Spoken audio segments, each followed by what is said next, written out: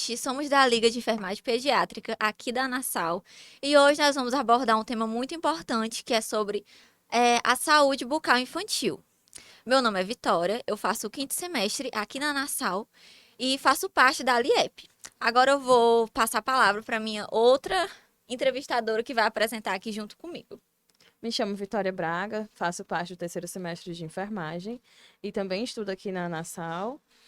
E a gente vai estar com uma convidada que se chama Emanuele. A Emanuele, ela é especialista em odontologia, em saúde coletiva e saúde da família. E ela também é mestre em odontologia. Agora a gente vai passar a palavra para que ela possa falar um pouco mais sobre isso. Gente, obrigada pelo convite. Eu achei uma temática super importante. Eu fico muito feliz em contar com a ajuda de vocês para poder propagar informações tão importantes e que muitas pessoas desconhecem, principalmente no cuidado das crianças, e especialmente no que nós chamamos os primeiros 1.000 dias das crianças, equivalente a mais ou menos os 3 primeiros anos da criança, né? Então, o que eu puder colaborar com vocês, ficarei muito feliz, assim também como eu aprendo muito com vocês, com as dúvidas de vocês. Como forma de agradecimento por a senhora ter aceitado participar do nosso podcast, a gente trouxe aqui um brinde do nosso patrocinador, a Brindeias, e eu espero muito que a senhora goste. Ah, obrigada. Não é para abrir agora não, né? Que vai dar tempo. Ah, eu vi aqui. Gostei demais, gente. Não é para abrir não, né? Continuando. Vou deixar aqui. Bom, agora a gente vai começar com algumas perguntas.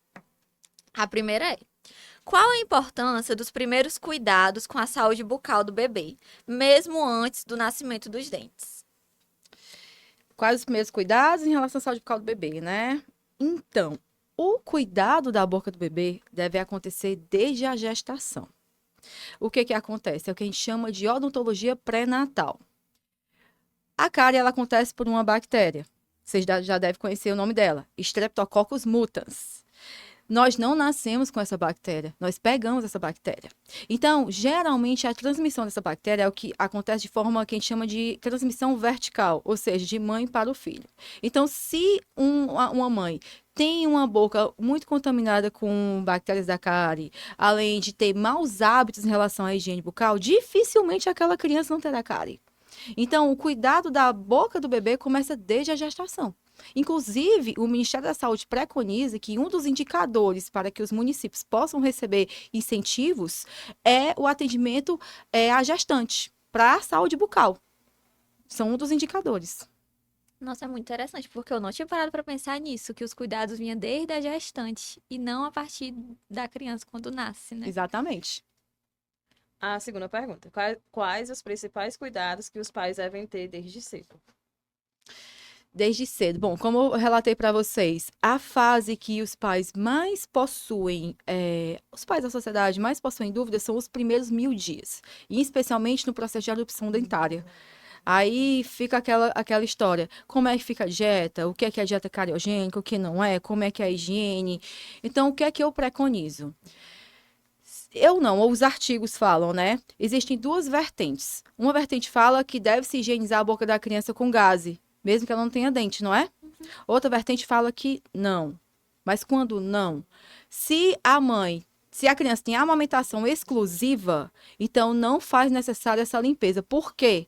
Porque o leite materno, ele por si só já tem anticorpos e vai influenciar para uma boa microflora da boca do bebê. Eu estou falando o seguinte: se a criança só mama, não há necessidade de ficar passando gás ou alguma coisa assim do tipo, não. A não ser que esteja em processo de adopção dentária e o dente esteja nascendo. Eu estou falando sem ter adopção dentária. Agora, se a criança está com fórmula, aí sim, há necessidade de passar a gazezinha com o pano molhado, certo? Nasceu o primeiro dente, só está apontando escova com pasta com flúor. Professora, mas mesmo que não seja necessário, assim, porque a criança tá só no período de amamentação, não tem nenhum mal, né? Se a mãe quiser fazer isso, dar gaze, Eu já vi higienizar. artigos que falam que há, outros falam que não. Eu sou da linha de que eu acho que não há necessidade. Por quê? Porque o leite materno é tão perfeito, gente, é muita perfeição. O leite materno é tão perfeito que ele ajuda a estabelecer a microbiota adequada para a criança. Aí, quando você vai pegar a gase e vai mexer lá, você vai estar desequilibrando a É. microbiota. Então, se está amamentando exclusivamente, não há necessidade. Claro, salvo no momento de erupção dentária, que realmente aí tem que ter uma limpeza, né? Porque a erupção dentária realmente é um processo mais que deixa a criança irritada, pode inflamar a gengiva, aí tem que estar intercedendo. Mas se é só amamentação, não precisa. Agora sim, a criança já começou a beber água, tá no leite, começou a beber água, aí já vai mudar a microbiota. Entendeu? Uhum. Outra coisa, em relação aos primeiros dentes, né? Eu acredito que os primeiros dentes começam a nascer por ali pelos 6 meses, 7 meses, né? Aí o bebê que ele se alimenta de fórmula. Aí já pode usar a pasta que tem flúor, né? No caso. A fórmula por si só já tem o flúor. Mas não se engane, tudo tem flúor. Isso é bom ou ruim? Gente, eu defendo muito o flúor. O flúor é responsável por diminuir 60% da carga da população mundial. E é aquela pasta que nem é tão cara, né?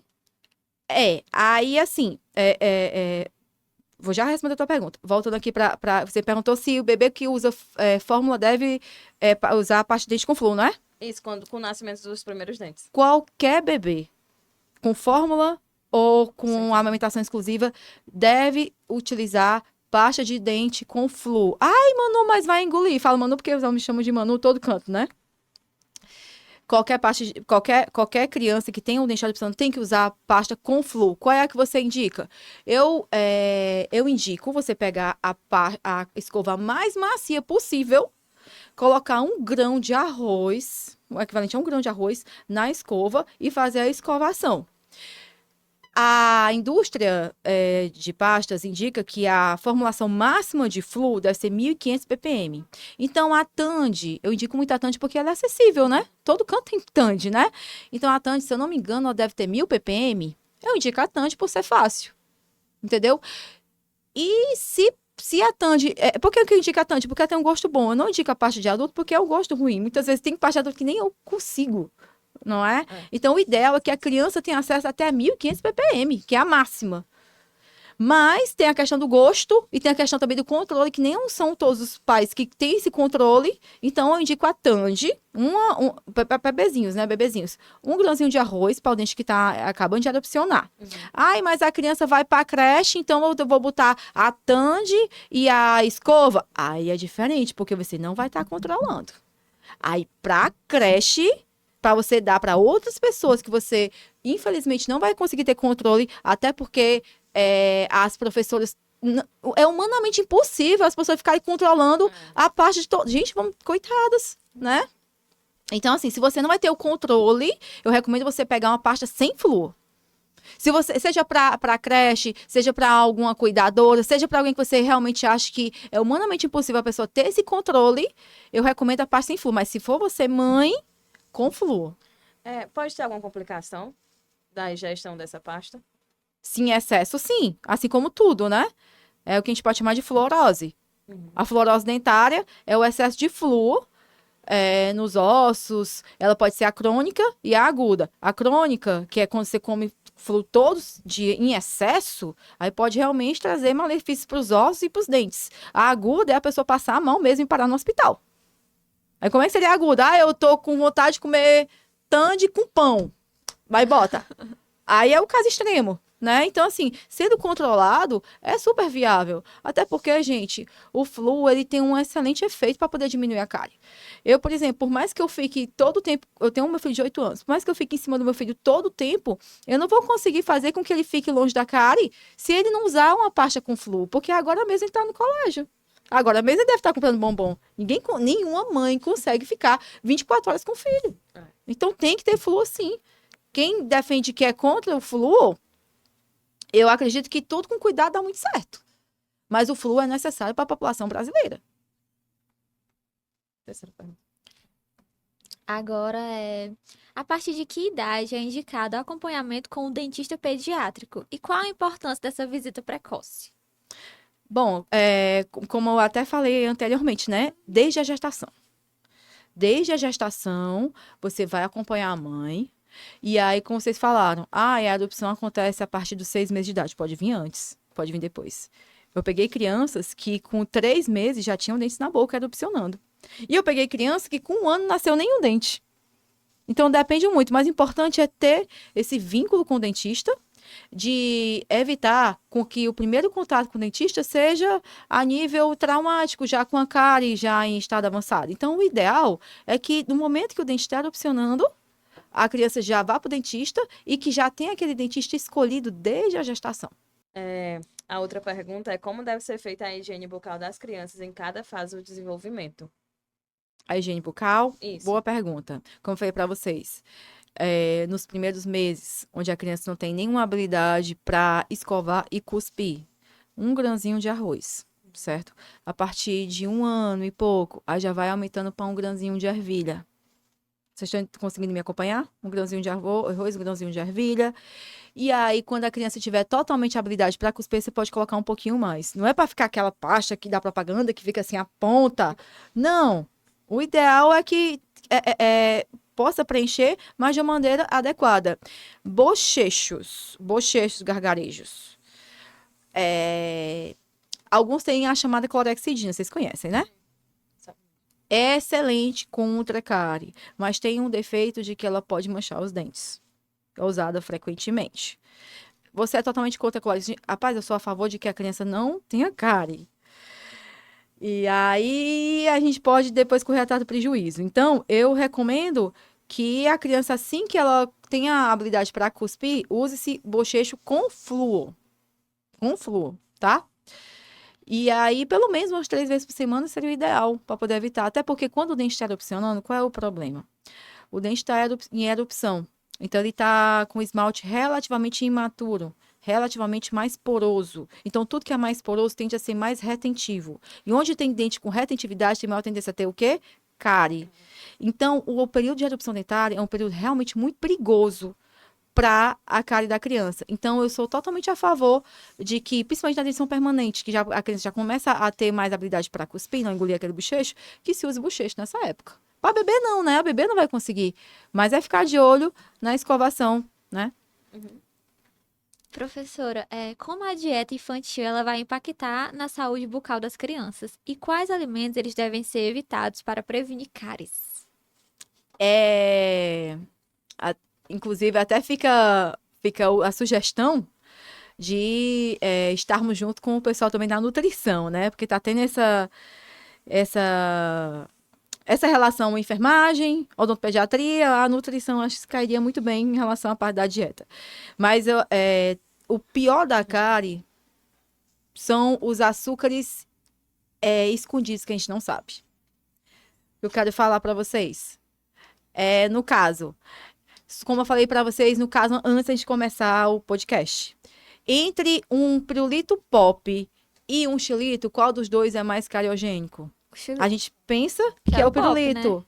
Mas não estou dizendo que o pop não é cariogênico, ele tem açúcar. Ele faz com que a saliva fique mais ácida. E quando a saliva fica ácida, aumenta a cárie. Ou seja, tem açúcar, tem a acidez da saliva ácida, começa o processo de cárie. Certo? Professora, isso não só com pirulito, né? Com bombom em geral. Exatamente. Tem açúcar. Aí o xilito é o quê? Tem um açúcar que a gente não sabe. Tem um amido que fica grudado. E o pior, fica uma cola lá no dente. Então, todo aquele tempo que tem aquele xilito grudado lá no dente, ele tá promovendo cárie. E tem açúcar. Tem açúcar no xilito. Algo né? que a gente pensa que não tem grande relevância, mas acaba tendo. Que eu descobri levando meu filho pro dentista. É que mingau durante a madrugada, ela disse que não pode. É o que a gente chama de cárie de mamadeira. Isso, que chega uma certa idade, disse que não pode mais fazer isso. Oferecer água, mas o mingau durante a madrugada não pode, justamente porque fica grudado no dente. Também. Alguns falam que cárie de mamadeira está ultrapassado esse termo, mas eu acho que casa muito bem com o que você está falando. Como né? é o termo? Cárie de mamadeira. Cárie de mamadeira relata que é o quê? Que a criança... Gente, ó, antes de ser mãe, eu era totalmente contra essa questão de dar mamadeira para a criança e botar ela para dormir. Mas depois que eu fui mãe, cadê a mamadeira? Pega, né? Porque assim, o que acontece? O açúcar, ele é muito bom, ele acalma. É um sonífero, mamadeira é sonífero. E com açúcar, oh meu Deus. Meu É filho a já não paz da chupava bico, mãe. né? Então, Pois então, aí o que que acontece? Você vai dar. Acontece que a mãe muitas vezes dá a mamadeira, aí tem o açúcar. E aí o que que acontece? A criança vai ficar pelo menos 7 horas seguidas com o açúcar No lá no dente. dente. Então vamos lá. Tá o açúcar no dente durante 7 horas seguidas e o pH foi lá para baixo. Então são 7 horas seguidas de pH ácido e o processo de cárie acontecendo. Por isso que eu sempre falo para as mães, vai escolher um período da escovação, escolhe o período da noite. Para quê? Para que nós possamos fazer com que o pH da saliva não fique tão baixo. A parte de dente é básica, né? Ela é básica. Então, assim, o que é que causa a cárie? É a placa dentária madura, né? A placa bacteriana madura, mais o pH baixo da saliva. Ou seja, quanto é que uma placa bacteriana está madura, ela pode ser propícia a começar a ter cárie? Se você passar 72 horas sem escovar. Ai, mas eu escovo o dente e mesmo assim cariou. Talvez, muitas vezes, as crianças, a mãe, o que eu mais escuto, esse menino escova o dente, mas, doutor, esse dente tá cariado, por que se ele escova? Aí, quando eu vou ver a escovação, pegar aqui nosso amigo, com licença. Quando eu vou ver a escovação, quando eu vou ver a escovação da criança, é só aqui, ó. E a cárie fica onde? Por baixo. Nessa região. Altamente retentiva. Aí, imagina essa região aqui passar 72 horas sem escovar com o açúcar. Vai cariar. Só faltou fazer isso daqui. E você abrir a boca da criança que não está condicionada é mais difícil. aí vem a questão do fio dental também, né? Também, mas é mais nessa região, se você observar que essa região ela é altamente retentiva. Então é bem fácil de ficar grudando. Por isso que vem a importância de começar bem cedo para a criança se acostumar a escovar, abrir a boca assim. Quando eu era criança, gente, eu sou uma criança da década de 80.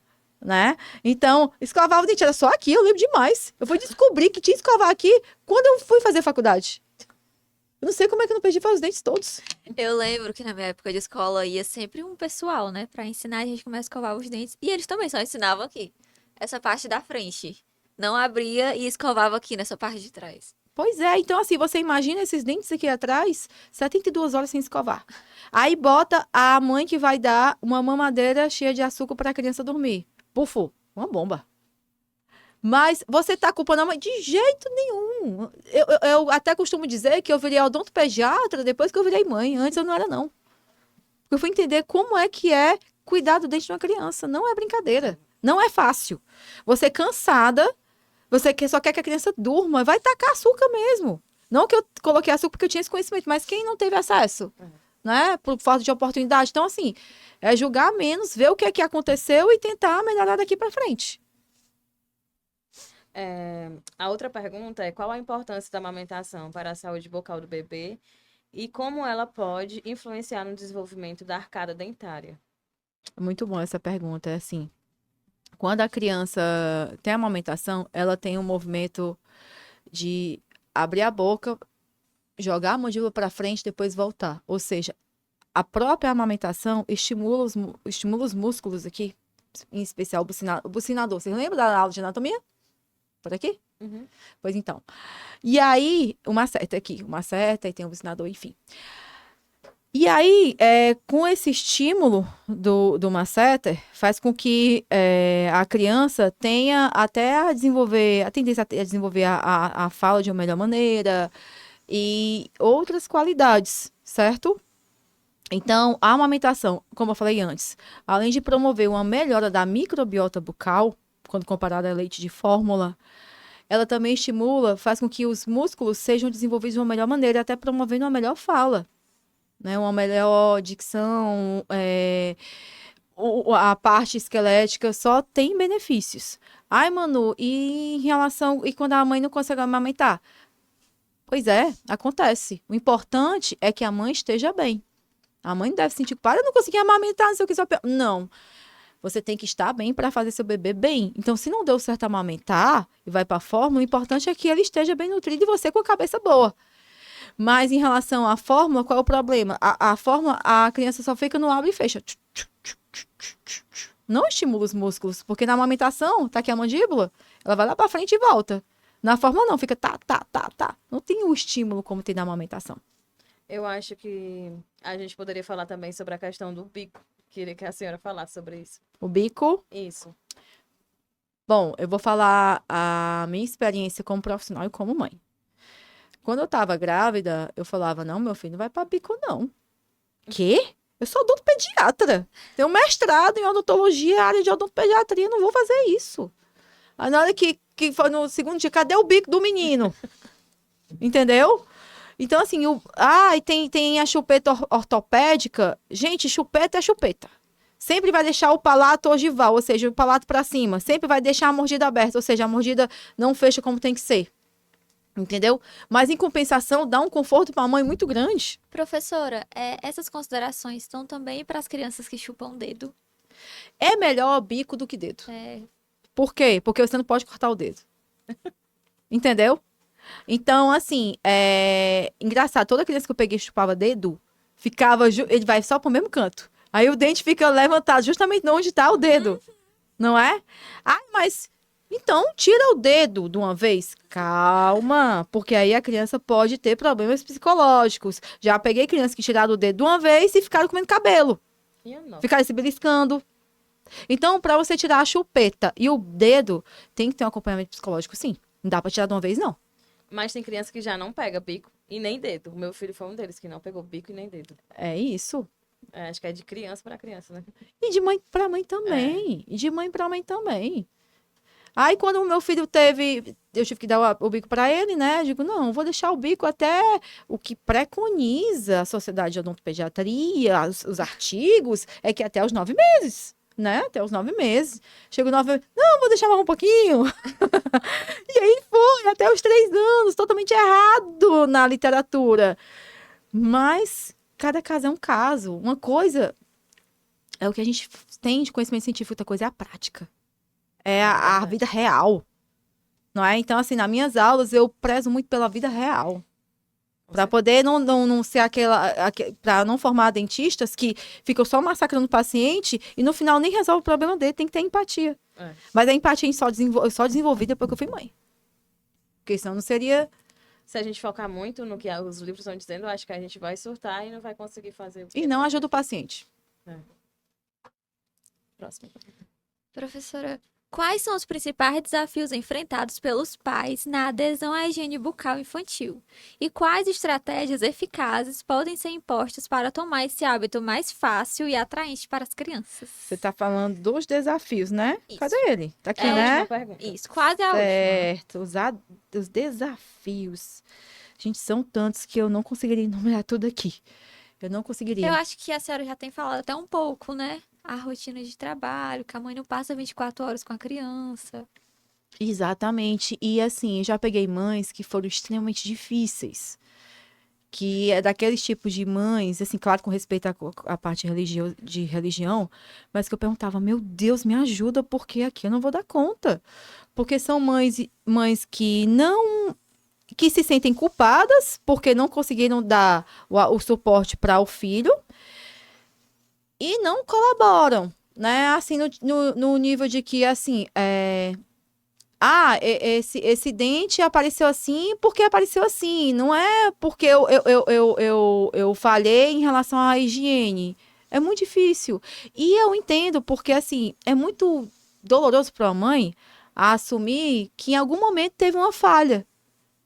Então, assim, como profissional, eu notei que as crianças com piores índices de cárie, eu já peguei crianças com a boca totalmente detonada, num dente, todos já tinham todos os dentes erupcionados, mas nenhum dente estava inteiro. Todos, tipo 70% para exodontia. E é o perfil de mãe mais difícil que tem para você lidar. Mas é o perfil de mãe que mais precisa de você. É um desafio. É um crescimento profissional e espiritual. Que é joelho no chão para poder resolver isso aí. A outra pergunta, como os enfermeiros pediátricos podem auxiliar na promoção de saúde bucal infantil e orientar as famílias? Achei excelente essa pergunta. No Ministério da Saúde, eles têm uma caderneta de acompanhamento da criança. né? Também acompanhamento da gestante, que geralmente fica na mão dos enfermeiros. Então, eu acho que eu vou falar a nível de SUS, certo? Também a nível também de acompanhamento pré-natal. O estímulo do preenchimento da caderneta da saúde bucal da gestante e do bebê, que eu noto que isso não tem. Porque a caderneta de vacina, não tem a caderneta de vacina, que aparece lá todas as vacinas que a criança tem? Lá também tem a parte da odonto, que nunca é preenchida. É mesmo, viu? Vale, eu nem sabia. Então, Não, mas tem mesmo, hein, Bruno? exatamente. As pessoas acho que nem dão atenção pra isso, né? Aí eu recomendo ter mais essa parte da enfermagem, né? De ter esse feeling com os dentistas para poder ajudar a preencher, Com certeza. desde a gestação. Professor, só voltando aqui a essa pergunta anterior, quais estratégias que a gente pode tomar para tornar esse hábito mais fácil e atraente para as crianças? Qual estratégia você está falando em relação a Deles acharem mais, de ficar mais fácil essa Pras crianças? escovação para eles. a Tipo, escovação? Pois então, eu levo muito meu jacarezinho, aham. né? E eu primeiro escovo o dente dele, e depois eu peço para a criança escovar o dente do jacaré, e depois ela quer imitar. Não só isso, mas também tentar conhecer o mundo dela.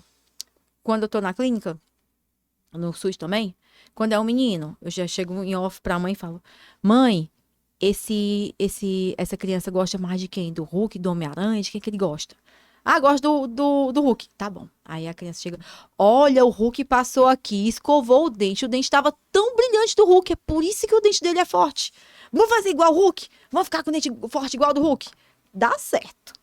Mas antes disso, uma oração. Mas dá certo. Eu É uma forma recomendo. lúdica, né, de trabalhar com Exato, ele. quando é criança.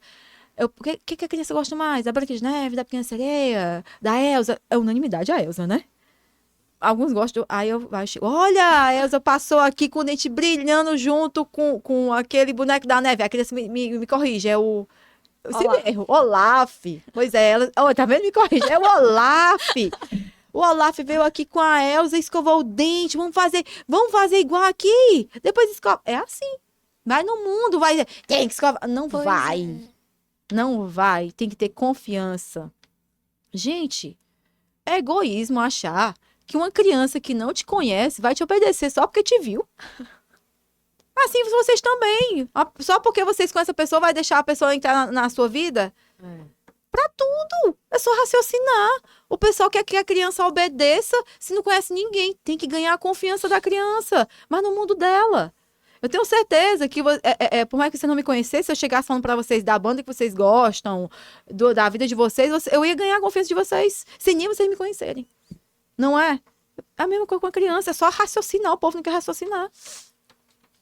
A outra pergunta são dicas de profissional para pais e cuidadores. Dicas profissionais? Isso. A dica é procurar o dentista antes do dente doer. Fica mais fácil para todo mundo. Fica fácil para o paciente, fica fácil para o dentista. É melhor e mais barato. Gente, o nosso podcast foi isso. A gente gostaria de agradecer a todos que acompanharam até aqui, tá? E convidamos vocês para participar da nossa clínica escola, que ela é aberta segunda a sexta. E se vocês tiverem alguma dúvida, alguma sugestão, vocês podem deixar nos comentários, podem entrar em contato com a gente, que a gente vai fazer por onde resolver. Agora, professora, Só um instantinho. Aí a gente também tá pelo YouTube, que é @liep.uninasal, e no Insta também, que é @liep.uninasal. Pronto, professora. Agora a professora vai dar as considerações dela. Então, gente, eu só agradeço o convite. Realmente, eu gostei muito de saber as dúvidas que vocês possuem, né? Porque com o passar do tempo, a nível profissional, eu gosto de saber o que as pessoas acham sobre a saúde bucal da criança, porque uma coisa é o que eu vejo nos artigos, outra coisa são as pessoas querendo saber mais sobre isso. Então, estimula mais ainda com que possamos estudar e pesquisar e fazer nossa missão aqui como odontopediatra. Então, obrigada. Então, eu queria deixar também aqui registrado que qualquer coisa, também estamos atendendo na clínica da Uninasal aqui no Doroteias. Gente, por último, não esquecendo de agradecer ao nosso patrocinador, o Brindeias, que foi o responsável pelo brinde da nossa professora. Se a professora até quiser mostrar pra gente, Aí pra eu todo quero. mundo ver. Eu posso, gente? Pode sim. Ai, eu achei lindo. Coisa linda. É uma agenda, né? É uma agenda Ai, de e muito o, bom e gosto. um certificado. É, E um certificado. certificado. Ai, eu gostei. Muito obrigada, viu? Achei lindo, de muito bom gosto. E foi isso, gente. Esse foi o episódio do nosso podcast. Espero que vocês tenham gostado e até a próxima.